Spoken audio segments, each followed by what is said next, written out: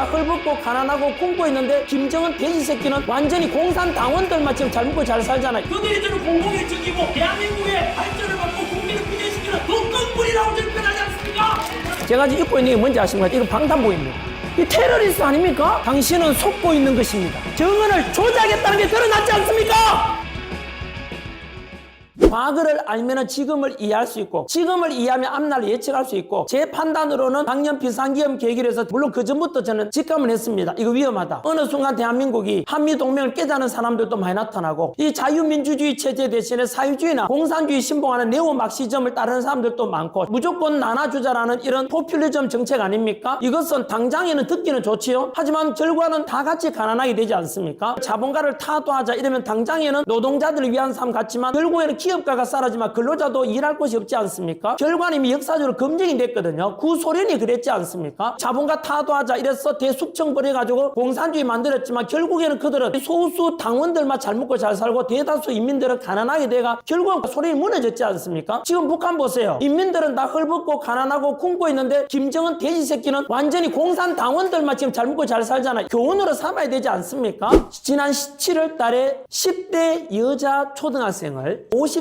남자가 유기하려다가 미수에 그쳤어요. 10개월 징역 선고가 났거든요. 그게 11월 2일이에요. 이틀 뒤에 방송을 했거든요. 11월 4일 날이었거든요. 제가 감정이 있지 않겠습니까? 저도 딸 하나 있는 아버지입니다. 우리 딸이 안전하기를 원하는 거 당연한 모든 부모님이 기본 아닙니까? 미수에 그쳐서 천만다행이지. 그 끌려갔으면 살해당했을지 성폭행을 당했을지 단기가 매매돼요. 어떻게 압니까 그거를? 그런 차원에서 방송 중에 뭐라 했냐면 나는 이재명 정권의 이러한 무비자 입국을 반대한다. 그들이 저지른 범죄가 너무 많습니다. 중국인들이 마구잡이로 들어와서 범죄가 너무 많이 일어나고 있는데 당신들도 마찬가지로 성폭행 당하고 그때 가서 깨닫겠느냐? 미리 알아라. 그런 걸 막아야 되지 않겠는가? 이 뜻이었어요. 그게 정확한 표현이에요. 이 말이 여러분 이재명 지지했던 사람 성폭행 당해라 이 말이에요? 행정부를 마비시키고자 했고 29번의 탄핵을 했고 대통령 특활비 빵을 시켰고 대통령 윤석열을 몰아내고자 그래서 권력을 차지하고자 하는 그 세력이 진짜 내란이 돼버린 거예요. 결국 윤석열 대통령 몰아내고 조기 대선을 치르고 현재 이재명 정권 입법부에서 행정부를 장악해버렸잖아요. 트럼프 대통령 표현 빌리자면 퍼지, 레볼루션, 숙청과 혁명을 통해서 윤석열 대통령 몰아낸 거예요. 역사 강사로서 진짜 내란 세력 누가 돼버려요 그러면? 이재명과 민주당이 대통령을 숙청하고 권력을 찬탈했잖아요. 이 세력이 진짜 내란이 돼버리는 거예요. 대한민국이 두 조각 난 이유가 바로 여기에 있는 거예요. 저는 국민들께 이재명을 지지하든 반대하든 윤석열을 지지하든 반대 그건 개인의 취향입니다. 하지만 진실은 알고 판단해달라는 것을 부탁드리는 거예요. 윤석열이 헌법재판소에서 8대 빵으로 임마 파면 선고했지 않냐? 내란이니까 그런 거 아니야? 라고 하지만 당신이 무식한 거죠. 정확히 조사해보세요. 파면 선고할 때 내란에 관한 것은 심사를 했습니까? 안 했습니까? 빼고 했습니다. 국회에서 비상기업 해제를 하고자 할 때 해제 못하도록 의원들을 밖으로 끌어냈다. 결정적인 증언이 바로 곽종근 특전사령관의 진술이었어요. 문영배도 직접 이야기했습니다. 그게 결정적이었다고. 그런데 지금 드러났죠. 그 곽종근의 진술이 허위였다는 게 지금 녹음이 나와가지고 드러나고 있어요. 결국은 뭐가 되죠? 내란을 빼고 심사를 했다는 뜻이에요. 내란 뺐기 때문에 지금 윤석열 대통령이 형사재판 받고 있잖아. 대한민국을 국민들을 두 조각 내고 대한민국을 현재 망하게 만드는 원흉 MBC 뉴스, JTBC 방송, 오마이뉴스, 한겨레신문, 경향신문, 프레시안 이재명 부역자들이다라고 저는 주장합니다. 그들은 언제나 지난기를 거부하고 방송합니다. 그들은 가짜뉴스 생산공장이고 김원준 뉴스도 같은 맥락입니다. 그들이 저는 공공의 적이고 대한민국의 발전을 막고 국민을 분열시키는 독극물이라고 저는 표현하지 않습니까?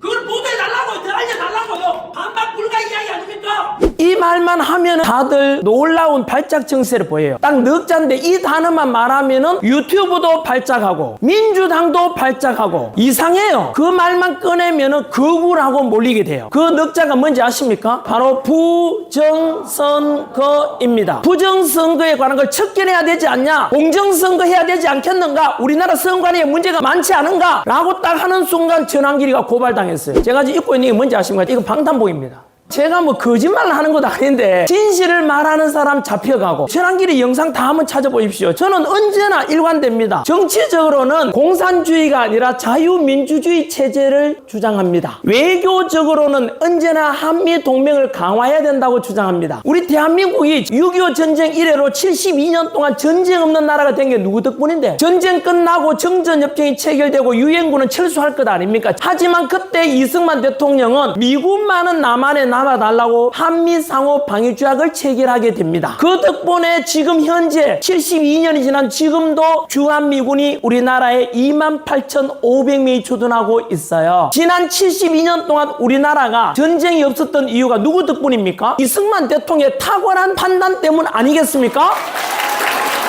어떤 사람은 주한미군 철수를 위해서 전작권을 환수해야 된다 그러고, 또 어떤 사람은 우리나라에 주둔하고 있는 미군을 점령군, 침략군이라고 표현하고, 또 어떤 사람은 주한미군이 우리나라 주둔하는 걸 굴종이라고 표현하는 사람이 있어요. 그게 누군지 아십니까? 이재명이 했는 말입니다. 그게 역사적으로 볼 때 우리는 너무나 많이 침략받았는 걸 알고 있고, 제가 역사 강사 출신 아닙니까? 과거를 알면 지금을 이해하고, 지금을 이해하면 앞날을 예측할 수 있지 않겠습니까? 그래서 저는 자유평화통일 되더라도 주한미군이 주둔해야 된다고 저는 주장하는 사람입니다.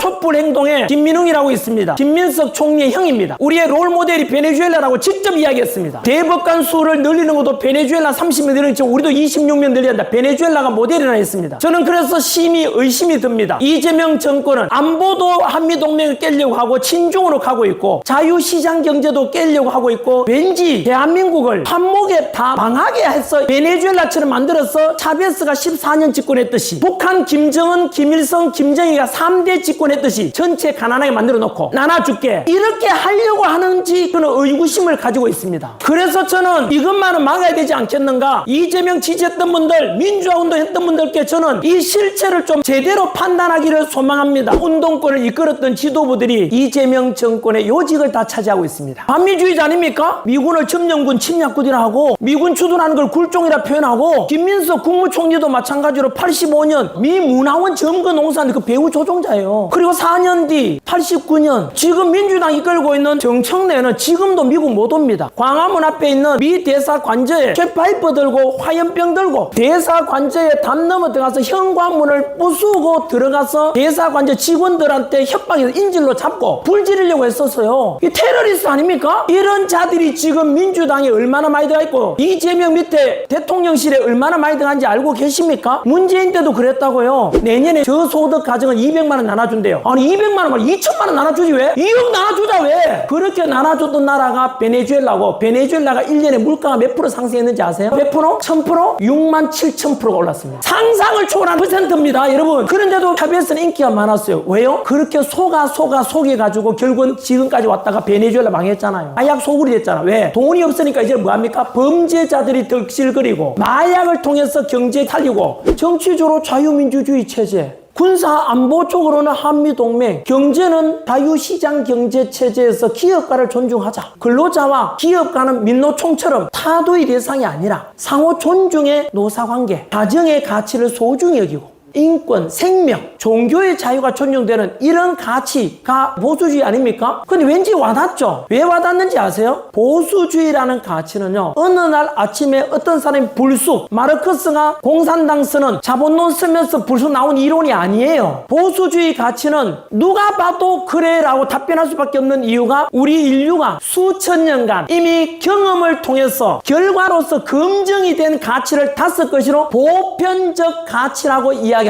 그 보편적 가치를 통해 검증된 가치이기 때문에 이것이 이길 수밖에 없고 오를 수밖에 없다, 이 뜻 아니겠습니까? 히틀러가 통치했던 독일에서 본웨퍼라는 목사님이 계셨습니다. 조만간 히틀러는 종교를 부정할 것이다, 교회 없앨 것이다, 목사들이 정신 차리자 했지만 목사들은 처음에 손가락질했습니다. 히틀러가 우리 독일 국민이 뽑은 사람인데 뭘 그래? 라고 본웨퍼 목사를 비난하고 손가락질했던 사람 그 뒤로 다 죽었습니다. 대한민국에 지금 손연보 목사님이 공직선거법 위반으로 구속되어 계십니다. 극동방송 참존 박정원교회까지도 압수수색 당하고 목사님이 전화기 압수수색 당하고 내 크리스찬인데 나는 진보다 나는 좌파다라고 하시는 분 당신이 추종하는 그 이론을 만든 마르크스가 했는 말입니다. 종교는 인민의 아편이라 했습니다. 그 결과 만들어진 구소련에 종교의 자유가 있었습니까? 교회가 있었습니까? 북한에 지금 종교 자유가 있습니까? 중국에 교회가 있습니까? 티베트 불교마저도 다 없애려고 하는 게 지금 시진핑 중국 치안입니다. 그래놓고 진정으로 크리스찬이라고 한다면은 당신은 속고 있는 것입니다. 국회에서 비상계엄 해제 의결하려고 국회의원들이 국회에 들어갈 때 종건 특전사령관이 대통령 명을 받고 국회의원들을 끌어내라 명령을 받았다고 한 것이 문영배 헌법재판소 권한대행이 직접 말했습니다. 그것이 윤석열 대통령의 파면의 가장 큰 요인이었다고. 국회의원들이 비상계엄을 해제하도록 놔둬야 될 거 아니에요. 국회의원들을 끌어내라고 하면 그것은 위헌의 소지가 있는 건 맞습니다. 그래서 어쨌든 파면된 것이고요. 그런데 최근에 윤석열 대통령이 박종원을 통해서 국회의원들 끌어내라고 명령한 적이 없다는 것이 정언을 조작했다는 게 드러났지 않습니까?